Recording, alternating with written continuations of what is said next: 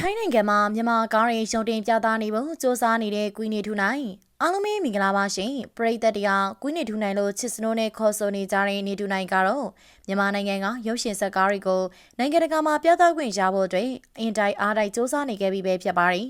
နေထူနိုင်ကစွမ်းအားရှင်ဘက်ပိုင်းမှာအတော်လေးကိုအောင်မြင်ခဲ့သူဖြစ်ပြီးပရိသတ်တွေလက်ခံအားပေးကြတဲ့မင်းသားတလက်လေးဖြစ်ပါတယ်အနုပညာတက်တန်းဝိုင်းရင်သူပြီးအချို့သောမျက်နှာသစ်တရုပ်ဆောင်ချို့ဆိုရင်နေထူနိုင်စီမှာတပည့်ခံပြီးတော့ကိုမပညာသင်ကြားကြပါတယ်နေထူနိုင်ကအနုပညာမာနရှိသူတယောက်ဖြစ်ပါတယ်ထုတ်လို့သူတွေကခေါ်ရိုက်မှရဲရမယ်ဆိုတာတဲ့ကိုယ့်ရဲ့ရည်ချင်းကြောင့်ထုတ်လို့သူတွေကအသေးအတန်လာရောက်ကမ်းလှမ်းမှုတွေပြုလုပ်ပြီးလက်ခံရိုက်ကူးရတာမျိုးကိုပဲဖြစ်ချင်တာပါဒါကြောင့်လေသူ့ရဲ့အပိုင်းမှာအားလုံးကိုဖောက်ထွက်ပြီးတော့သူ့ channel မှာအောင်မြင်မှုရရှိအောင်စူးစမ်းခဲ့ပါတယ်ရုပ်ရှင်ကားရဲ့ရိုက်ကူးရမှာဆိုရင်လေနေထူးနိုင်ဟာပရိသတ်လက်ခံနိုင်တဲ့ကားမျိုးတွေကိုပဲရွေးချယ်ပြီးတော့လက်ခံရိုက်ကူးတတ်ပါတယ်ရိုက်ရပြီးတော့ဆိုပြီးတော့လာရောက်ကမ်းလှမ်းသမျှဇာတ်ကားတွေအားလုံးကိုနေထူးနိုင်ကသိမ်းကျုံပြီးတော့ရိုက်လေမရှိပါဘူး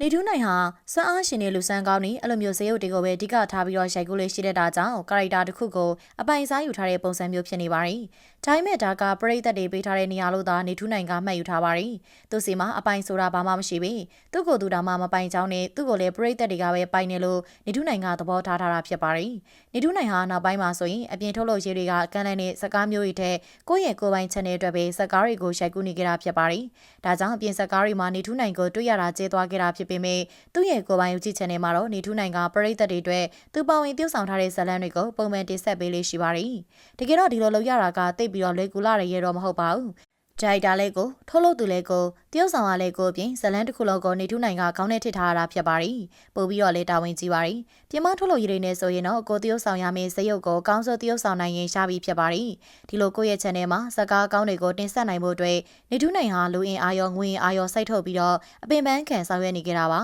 ။နောက်ထပ်ရိုက်ကူးဖို့ရှိတဲ့နေလေတိုင်းသမားဇလန်းတွက်ဆိုရင်နေထူးနိုင်ဟာတရုတ်ဆောင်တစ်တွေရွေးချယ်ခဲ့ပြီးအဲ့အတွက်လည်းငွေ3,200နီးပါးလောက်ကုန်ကျခဲ့ပါတယ်။ဒီလိုနေလေတိုင်းသမားဇလန်းမျိုးကိုနေထူးနိုင်ကဖန်တီးကျင်နေကြတာတော့ကြပြီဖြစ်ပါတယ်။မြမယူရာကိုခြေခံနဲ့အတိုင်းကားလေးကိုရိုက်ကူးကျင်နေစန္ဒကြောင့်နေလေတိုင်းသမားဆိုတဲ့ဇလန်းတွေကိုရိုက်ကူးနိုင်ဖို့အတွက်နေထူးနိုင်ကပြင်ဆင်ခဲ့ပါတယ်။ဒါပြင်နေထူးနိုင်ကနောက်ထပ်မျိုးဆက်တဲ့လူငယ်တွေကိုလည်းနေရာပေးခြင်းခဲ့ပါတယ်။ကိုယ့်ရဲ့နောက်ကမျိုးဆက်တစ်ခုစီကိုနေထူးနိုင်ကသူ့ရဲ့ပညာမှုတွေလက်စစ်ကမ်းပေးသွားခြင်းပါတယ်။ဒါကြောင့်စူးစမ်းခြင်းစိတ်ရှိဖို့လိုတယ်ဆိုပြီးတော့နေထူးနိုင်ဟာလူငယ်တွေကိုဖိတ်ခေါ်ခဲ့က